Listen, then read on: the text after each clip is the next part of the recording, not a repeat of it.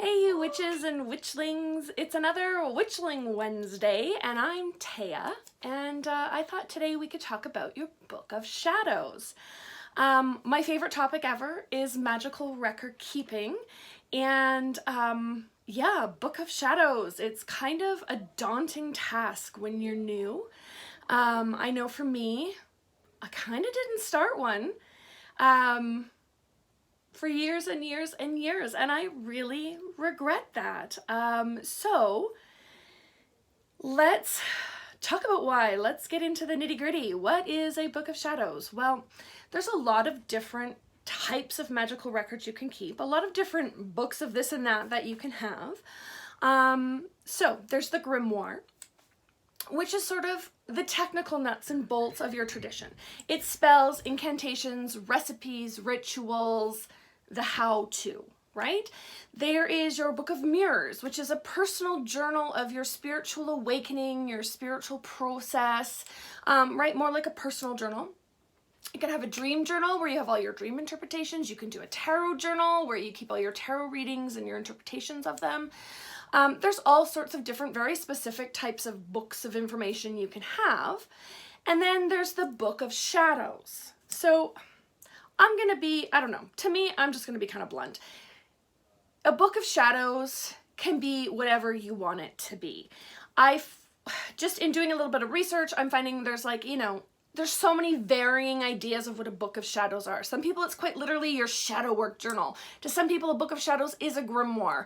To some people, a Book of Shadows is just a personal journal of whatever you want. And to a lot of us, it's just, it's a place where you record everything.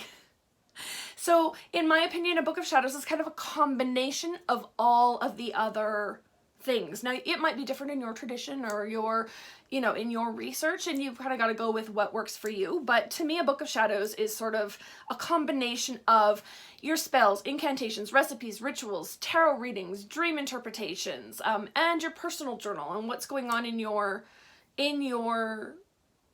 path at that time. So when people think of a Book of Shadows, they very often think of a big old leather hardbound chunky book, right? That's sort of what's out there in like pop culture. When you see a Book of Shadows in a movie or a TV series, it's always this creaky old leather book with these aged pages and just a tome, a wealth of knowledge and information. It doesn't have to be that, and I'll be honest, right off the bat, it probably shouldn't be that. And I'll get into why, but it could be many different things. So my personal Book of Shadows right now is a sketchbook, right? I just took a sketchbook and I wanted something, what do you call it? I wanted something hardbound, something permanent, and I just go through and I journal in it. I actually have a video on my Book of Shadows with a walkthrough, which I will link in the description below. So if you want to go afterwards and sort of see my personal Book of Shadows, I do share, so some of it's redacted, but I do share that information. So right, it can be like a hardbound sketchbook, something like that. It can be like a notebook, right? A scribbler. This was originally, I found this from 1992, and it's got all kinds of stuff in it. It's got pagan prayers. It's got, here's some information on astrology, you name it. So this, I guess, technically was my first Book of Shadows. It was a 69 cents at the Army and Navy little scribbler. Okay. It can be like a notebook. So I actually have, this was probably my first formal Book of Shadows. I still use it as a working book where I take my notes as I'm reading, where I'm, working out the details of spells and stuff before I'm going to put the formally entered into my Book of Shadows. This is my working book. So you could have something a little prettier if you want. You could have a binder. So this is another one of my Book of Shadows. And it's a binder. So whenever I find information on the internet that I'm like, isn't really needing to be transcribed into my Book of Shadows officially, but I'm like, oh, that I might like to have that for reference, I print it out, it goes in here. I also now have a printed with the school, which school I'm going to. The course manual also comes with a Book of Shadows that she's created for the course. So I have another binder system now that has all of those Book of Shadow pages in it. So you see, sometimes you're going to end up with multiple things. And another one that I've seen done that I really think is kind of cool is you can take an old book, right? Just an old book where you're like, I'm not interested in the contents, but I love the way it looks. I love the red on the pages. And you can actually paste in, it's like a paste book, and you can paste in your information and cover the pages like a scrapbook, but you'll still have that old look to it if you really want that old hardbound tome to go with it. So there's lots of different ways that you can create that first book of shadows. Honestly, if I were you, I'd go with a sketchbook or a notebook of some sort where you can just start writing stuff down. But there's no wrong way. Here's the deal with the Book of Shadows, you guys. You just got to do it. And I think this is what I did for a long time, was I spent a lot of time futzing around with, well, how do I want it to be? And I want it to be just right, and da-da-da-da, instead of just doing it. And now I have years where I have no notes on, you know, I worked out my spells on scrap pieces of paper, which have all been lost now. I have no official record of years and years of my work. Yeah, so I would really recommend just do something, even if it's just that like cheapy little notebook, and start taking it down. There's no wrong way to do it. You just have to do it. And then you'll start building up multiple records over the years.